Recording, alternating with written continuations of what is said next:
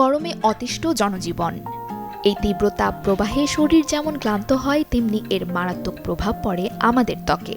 বিশেষ করে অতিরিক্ত রোদ ও ঘামে অনেকেরই মুখের চামড়া ওঠার মতো অস্বস্তিকর সমস্যা দেখা দেয়।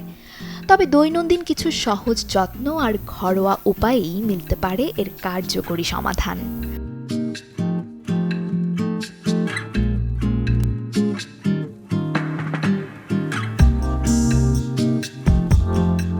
তীব্র গরমে চারপাশ যখন হাঁসফাঁস, তখন শরীর থেকে প্রচুর পানি ঘাম হয়ে বেরিয়ে যায়। ফলে ত্বক খুব দ্রুত পানিশূন্য হয়ে হারায় তার স্বাভাবিক আর্দ্রতা। দেখা দেয় রুক্ষতা, আর এক পর্যায়ে মুখের চামড়া পাতলা আবরণের মতো উঠতে শুরু করে। এছাড়া সরাসরি সূর্যের ক্ষতিকর অতি বেগুনি রশ্মি বা সানবার্ন এই সমস্যার অন্যতম প্রধান কারণ।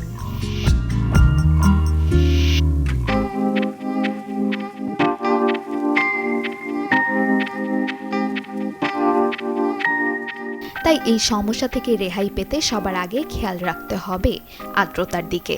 প্রতিদিন অন্তত ৮ থেকে ১০ গ্লাস পানি পান করা জরুরি। রোদে বের হওয়ার ২০ মিনিট আগে ত্বকের ধরন অনুযায়ী উপযুক্ত সানস্ক্রিন ব্যবহার করা এখন আবশ্যক। সাথে গরমের অজুহাতে ময়শ্চারাইজারকে একেবারেই অবহেলা করা চলবে না। তবে এক্ষেত্রে গরমে ত্বকের জন্য বেছে নিতে পারেন জেল বেসড হালকা ময়শ্চারাইজার।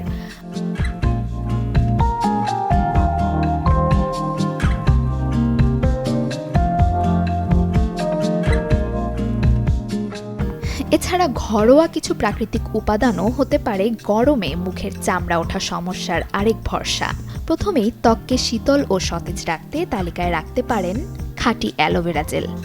এছাড়া সামান্য মধুর সাথে কয়েক ফোঁটা গোলাপ জলের মিশ্রণ কিংবা তাজা শসার রস ত্বকের হারানো আর্দ্রতা ফিরিয়ে আনতে দারুণ কার্যকর।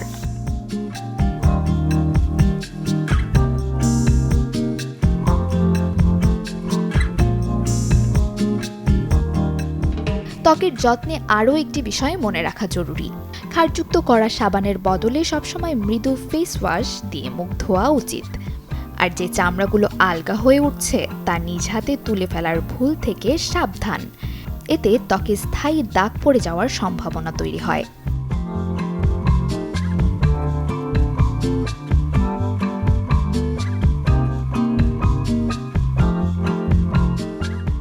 তবে সাধারণ যত্নেও যদি চামড়া ওঠা না কমে এবং সাথে অতিরিক্ত লালচে ভাব বা জ্বালাপোড়া থাকে, তবে কালক্ষেপণ না করে দ্রুত চর্মরোগ বিশেষজ্ঞের পরামর্শ নেওয়া উচিত। Desk report, channel 24।